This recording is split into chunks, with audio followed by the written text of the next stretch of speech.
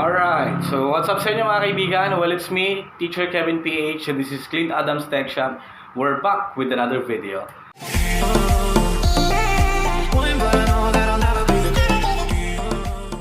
So ngayon, cleaning lang tayo ng case system unit ng client kasi sobrang daming alikabok, sobrang daming agiw sa kanyang case.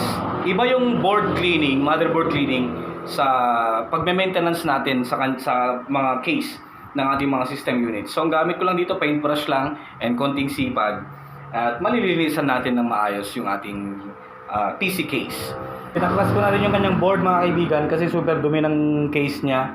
So linisan lang din natin yan mga kaibigan, no? Well, hindi ako gumagamit ng vacuum sa kadahilan ng wala pa akong pera. So ang gagawin lang natin dito mga kaibigan is syempre kailangan natin tong linisan, no?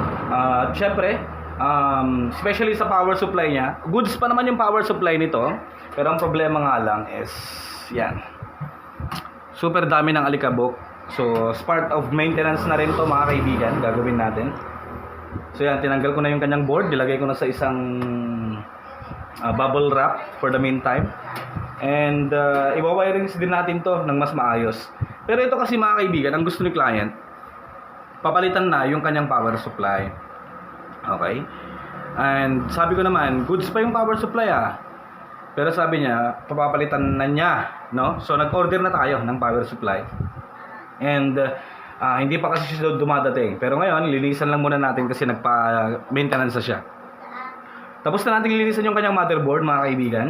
Siyempre, ang ginamit nating panglinis dyan sa kanyang motherboard ay walang iba kundi si Fuji lighter fluid. Good for cleaning of gadgets. Not sponsored, okay? So ito lang muna ang linisan natin. Marami kasing mga agiw, alikabok, no? Tanggalin lang muna natin yung kanyang power supply para malinisan din natin yung kanyang fan.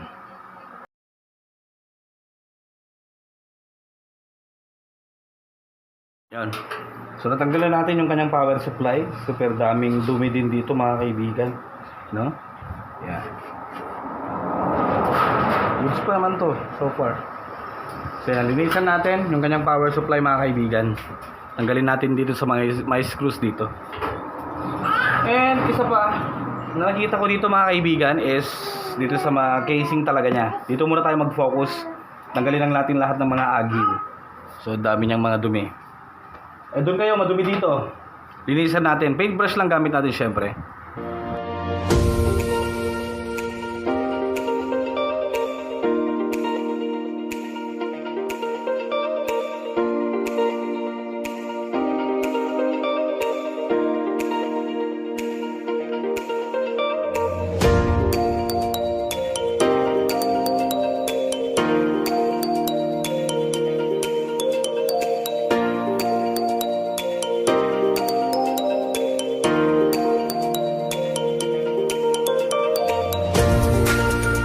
Ito, super dumi niya ng kanyang power supply mga kaibigan.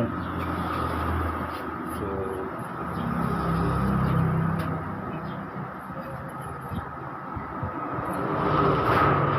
pag ito mapasok ng insekto, Diyos ko So linisan natin yung kanyang fan, tinanggal lang muna natin.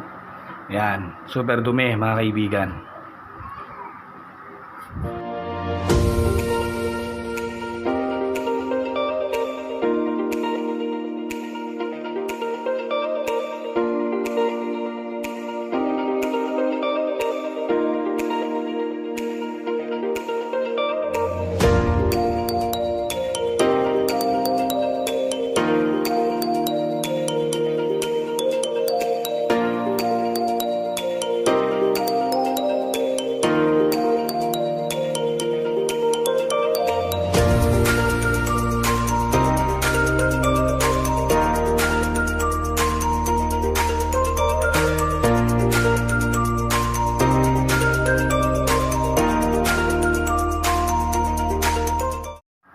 So I think medyo nakahinga naman yung kanyang power supply kasi super dumi na nito mga kaibigan.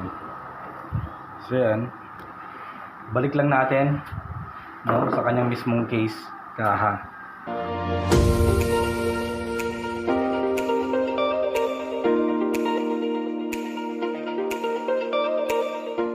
Okay. So tapos na tayo sa paglilinis para sa araw na ito mga kaibigan. Okay naman. Balik na natin yan ng maayos. Syempre. Yan. Sa power supply, wirings lang. Kailangan lang natin lagyan ng mga nut para hindi siya masyadong makalat.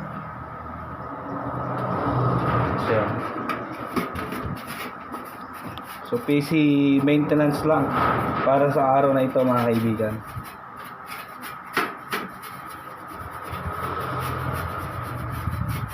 Yan. Final touch natin. So yun lang, para sa araw na ito, maraming salamat po sa inyong panonood mga kaibigan. And huwag niyo po kakalimutan mag-subscribe.